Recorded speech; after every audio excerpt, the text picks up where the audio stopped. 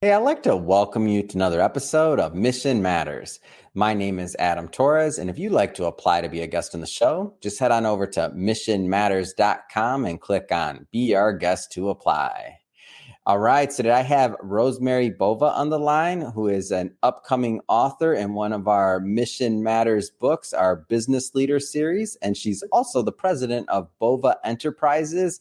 Rosemary, I'm so thrilled to finally get you on the show. Thank you for showing. Well, thank you for having me. I'm delighted to be here. I'll let the audience know in advance. We're going to talk a little bit about the book today, but we're not going to give all the secret sauce and all of the writing that Rosemary is going to bring to it, because we still do sell books. We want you to buy them when they come out. But I will say this, we will be bringing Rosemary back on the show for a follow-up interview where we will do a deep dive. But for today, the goal is we're going to get to know Rosemary and Bova Enterprises as well, of course. So we'll start this interview the way that we start them all, with our Mission Matters Minute.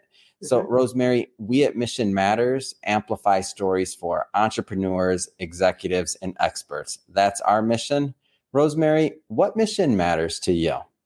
So, my mission, and it's been a mission that I've had for a really long time, is to transform people's experience in the workplace. We spend like a third of our time sleeping, at least we used to. I don't think people are sleeping that long anymore. But we also spend a third of our time at work. And I really am a believer that what happens to you in the workplace, you take in and you transmit that to your friends and family. And so I believe that if we have a more satisfying, productive, joyful experience in the workplace, which allows for success and profitability, then our family life is going to be like that. And our children are going to grow up differently. And so I'm really very passionate about this transformation of people's experience at work. It saddens me when I hear people say, oh, I hate going to the office, or I hate my job.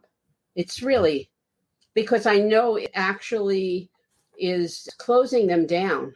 Your heart closes when you don't have joy in your life and satisfaction from work.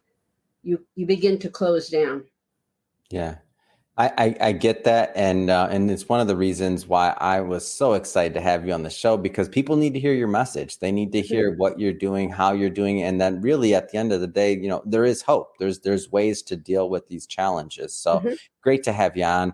I guess just to get us kicked off, let's go a little bit into the book and what you propose to bring in your writing. So what inspires your writing and your topic? My topic is the power of four. And I learned about the power of four many, many years ago when I had the good fortune of spending a week with Buckminster Fuller, who most people don't know because he's been dead a long time. But he is the creator of the geodesic dome. But I also have learned over the years, actually rather recently, that four and the tetrahedron, the geodesic dome is made of tetrahedrons, and they're four equilateral triangles together, and they have structural integrity, so you can't crush them. And he used to say that all of life was made of tetrahedrons, and so I've kind of ruminated and pondered on that for decades. Actually, recently I found that the tetrahedron was one of the sacred symbols. And it's gotten me to kind of embrace this whole idea of the importance of sacred symbols, how that creates or how that influences work, and looking at what's happening in our society and what's happening in the world. Right now, we are in such times of uncertainty. So I look at the power of four, and I've identified four elements or principles that I think every employed person should know. And so it's for the CEO as well as the shop floor person.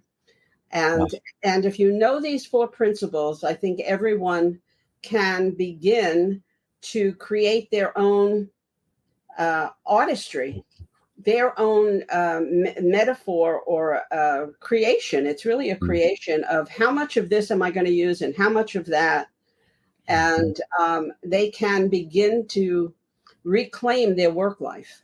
Mm. So it's very important for me because I'm very upset about what is happening in the world of work and where people are, particularly our young people. I mean, they don't know what they're doing.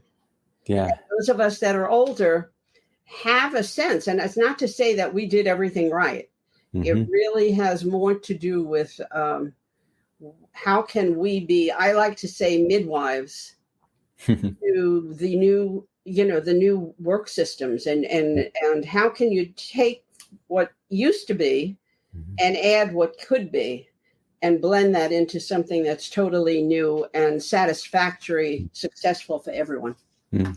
So before we go further down that line, because I do want to get, especially coming on the tail end of the pandemic, a lot of things happen, a lot of displacement, people changing professions, people changing jobs by voluntary or involuntary, by any method, like change is happening. But before we go down that line, which I definitely want to explore with you and get your perspective, let's pause for a moment and tell me a little bit more about Bova Enterprises. Okay. So Bova Enterprises is like a niche consultancy. A friend of mine coined the word coach-sulting. And I have coach-sulting, that's a new one for me. It's a new one. She coined it. I have to ask her if I could use it. I mean, because I really do coaching and consulting as well. And I do program development. So Bova Enterprises is really about leadership development and about looking at the organization's spine of a mid to large corporation and identifying where there might be some fractures that are invisible. It's like people get these fractures on their bones and, they show up on an X-ray, but they don't, there's not a bone sticking out of the arm or the leg. So it's there. And how do you help that to heal? And what we do, I work with executives to help them bring their full self to their roles. I teach them about management, about a lot of things about management that they don't really understand. For example, a lot of managers would say to me, I give so-and-so the task, and then, they don't do it. And I say, well, but you're accountable for their output. They're not accountable for their output. They're accountable for doing the best job they could. But you're accountable for their output. So you are empowered to do that. And people look at me and kind of sometimes scratch their head. But things like that, where people, just don't know enough about managing, and perhaps managing in this new environment with the technology kind of rolling out as quickly as possible. So. And where do you, obviously, and this is one of the things whenever I speak with coaches or consultants, obviously no leader, no business owner wants to, nobody's intuitively doing a bad job. Nobody has that. Nobody starts a business and says, hey, I don't want to be good at this. Right. Or I don't want to, that's obviously not where someone's heart's at. That'd be a waste of their time. But I'm interested to hear your perspective. And I know it's going to vary obviously from co-founder to whatever their background was, size of company. But what are some of the common themes when you start working with a client? I know some of the common themes that kind of come up over and over again. And the reason I ask you this question, by the way, is because I know there's some people that are watching this that might have some of these challenges, and I want them to know that they're not alone. Yeah, well, I think that more people have these challenges than not. And I think we live in a society where it's not okay to say that you're challenged or that you don't know something. And it's why when I work with executives, oftentimes they are long-term assignments, because I can work with somebody for years, actually, because I'm helping them grow through their different roles. Well, you're coach-sulting, so you can't be a basketball player with one session, right? Or whatever analogy you want to make, right? It takes time, right? Well, it takes time. I mean, you can do, I offer sometimes strategic sessions. They're like half-day sessions. And it's just for a matter of a person who wants some outside thinking. I happen to be gifted with a mind that puts things together that people don't normally put together. Yeah. And I'm trained as a social work clinician. So I build trust with people. And I think that's unusual in the workplace, the building of trust. In fact, one of the things I believe in is that the manager relationship with a worker is one of the most satisfying relationships a person can have in their lifetime. Yeah. If you have a good manager and people that really want to be employed, people will do anything for you. But they just feel vibrant and alive and valued and appreciated, and the manager is getting what they need. So it becomes a very, it's a thriving environment to be in. So I don't know if that answered your question exactly. Well, you did, but I want to go further. So what are some of these common challenges that you find when you're looking under rocks? Like you're like, oh, saw that one coming. And because I know you're intuitive, by the way, and everybody's going to be different, but you answered it, but I want to go further. So what are those common things? Well, oftentimes people think that it's behavior that is affecting the performance of say, a work unit. And in actuality, what I have learned is that it's not behavior so much. It is really the structure, the infrastructure of how that unit, that business unit is designed.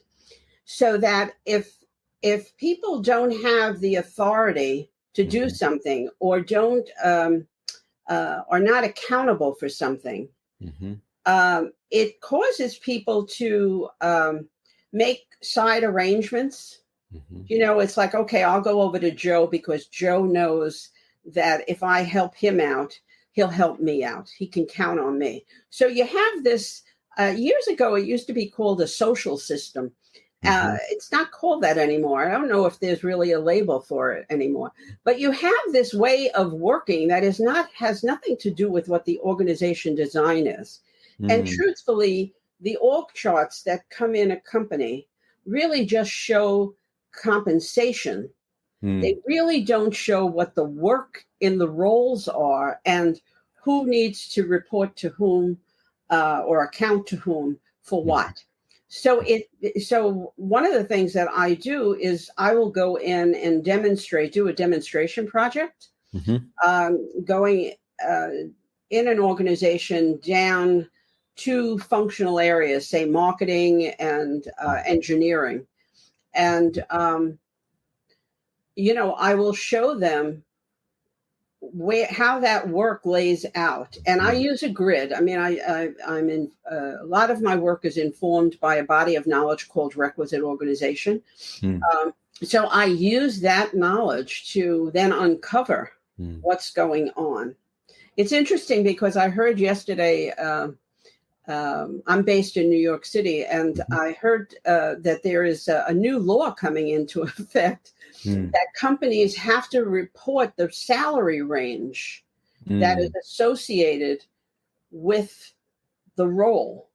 Oh, that's interesting. It's very interesting. And I think that's only in New York City. I'm not sure if it's a New York State law. But it's when you do these analyses, you can find out all kinds of twists and turns and lopsided who's getting paid 3 times as much as the other person. Yeah. And the other person is doing much more work, a bigger job. It's really quite fascinating. So I think we're moving in the right direction. I think there's a lot of opportunity for people to really learn and to thrive and to appreciate how important working is. Leadership versus management. Yes. But tell us your opinion on that. Leadership versus management. So management is a role in an organization, and leadership, I believe, has to do with characteristics. It might be something like personality, I know there is some literature that says, to be a leader, you have to induce trust in people. Well, in order for people to get their work done properly, they need to know what's required of them. And so that gets involved with tasking, which will be discussed in the chapter that I wrote. Management is really about overseeing the flow of work in any company. Whereas leadership is it's not anchored to anything. It's kind of, I could be a leader, you could be a leader. I mean, everybody can be a leader. I mean, we can have a song about this. But that sounds like a song. I'm a leader, you're a leader. Who's leading that? There is a song. I don't know where it came from, but I'm in. But it doesn't get the work done. Yeah. And I want to say in the last 20, 30 years, there has been a de-emphasis of management, so that when I would go into work systems to work, and I would say to people, how are you managing? And they said, well, I'm not a manager, I'm a leader. I said, well, what is that? And they really couldn't verbalize it. And most people really just want to know what you want them to do. Yeah. And they want to be able to do it as best they know how to do. And they want you to help them do it better. Do you know what I mean? They want you, they're assuming that since you're the manager, you know more. Like people want to do good work. Like people want to do good work. Yeah. I have been in this business for many, many years. I have never come across someone ever who said, I don't give a shit about, excuse me. I don't give, You're in New York. It's okay, Rosemary. Okay. It's kind of like, it's like people want to do a good job. They want to be valued. They want to be appreciated. It's when you keep treating them poorly. Yeah. That they begin to close down, and then they say, I just keep my blinders on. I go into work and I just keep my blinders on. And it's unfortunate. It's really unfortunate, because work can inspire the individual, but it can also energize the company. We could have so much more. Yeah. If we were able to build cultures that were vibrant and allowed for thriving of the individual as well as the company. It's not an either or. It's a both end. That sounds like such a much more a pleasant experience than where maybe some people are at, right? Like there's a way to there's the end of the road there. That is achievable, right? Absolutely. I think it's very achievable. And I think, listen, you need to know what you're doing. Yeah. But I do. That helps. I do believe it's achievable. And I'm coming upon more people because of the pandemic. A lot of people have reflected on their own life and who they are, what they stand for. Why are they in business? Why are they working where they're working? So I think there is a much more of a readiness, an opportunity to look within, because they've already begun to peel off some of the layers that they've put on to protect themselves. Because some of these workplaces are really not pleasant. Yeah. Some of them are not pleasant at all. So, I want to switch focus here slightly. Okay. So organizational spine. Tell us a little bit more about that. So the organization spine is actually the way the roles are defined in the organization. So if you think about the body, if you think about your body and you think of your own spine, we know that the spine has nerve endings going out. You have all of these discs that separate different, facets of the spine. You have I'm not going to know my science here, but you have the lumbar. All right, this is fine. We got it. Okay.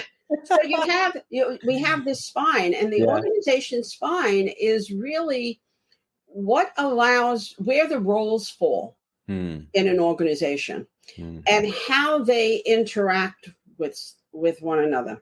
So, for example, you could have compression in the spine, and your actual spine is going to cause pain down in your foot or in your neck or God knows where.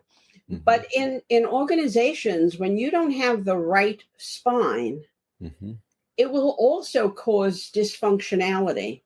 And it's hard to pinpoint where the dysfunction is coming from unless you do what I call an analysis of the organization spine. And we do that, and we do it using a grid.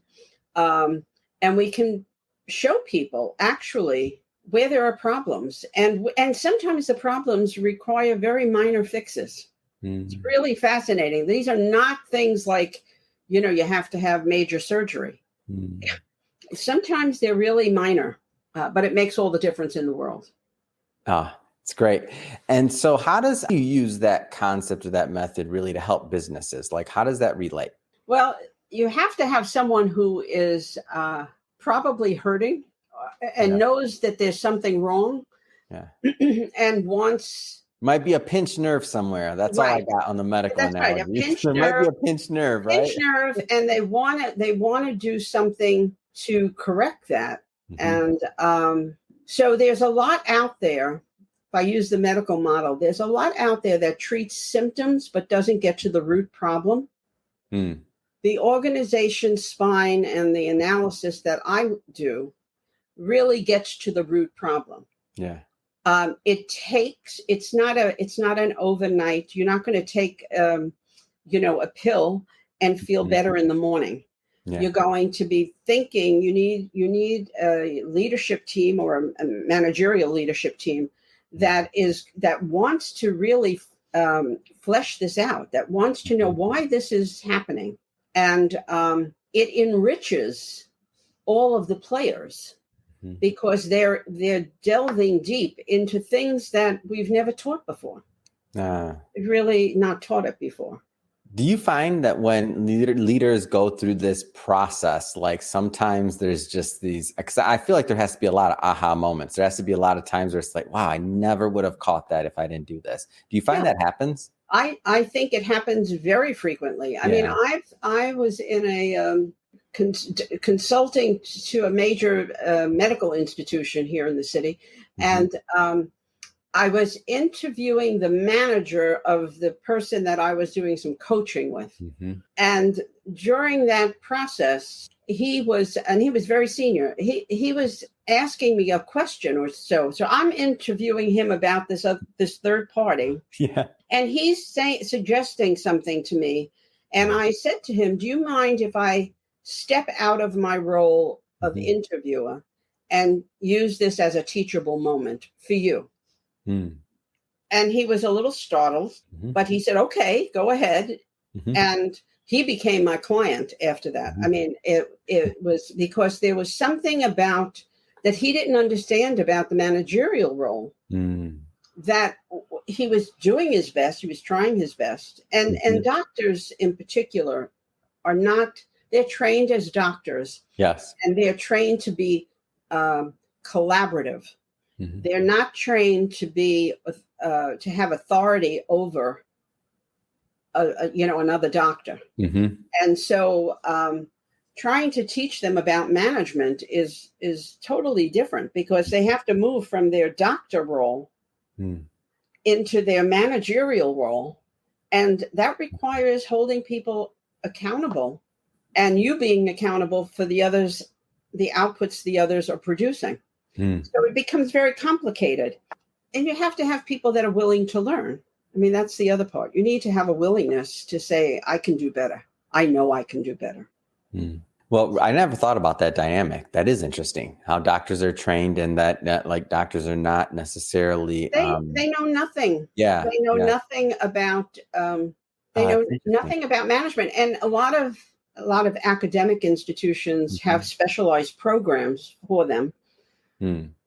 But it's different. Having a program that meets maybe 3 weeks over the course of a year or 18 months is very different than having somebody that's going to work with you on a monthly or every other week basis for an hour or two, because you help integrate everything.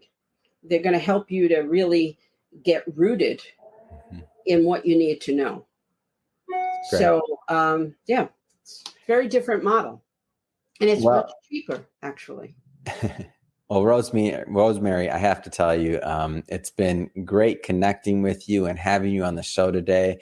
It's so thrilled to get you published. And as I mentioned before to the audience, we will be bringing Rosemary back on for a second part of this interview, Mhm. so that we can go deep into her writings and into the book. But Mhm. for now, I just have to ask, what's next for you, Rosemary? What's next for you? What's next for Bova Enterprises? So what's next for me is I've been hesitant to say that I'm a thought leader, but I am a thought leader. Absolutely. And I want to do a lot more speaking to organizations and speaking to managerial leadership group, so that I can infuse them with some of these ideas. And then we can, certainly have, ongoing projects that come from that. But I think the time is ripe now for That's great. getting this work out there in a way that's much more heart centered, Mhm. and the both and is so important to me. It's having the company thrive as well as the individual workers thrive, and demonstrating that you can have a very satisfying managerial subordinate relationship. It's wonderful. It's a wonderful relationship when you have it. It's great. I've And been fortunate to have it if numerous people times. want to learn more about Bova Enterprises and to connect with you and your team, what's the best way for them to do that? The best way to do that, you can connect directly with me at rab@bovaenterprises.com.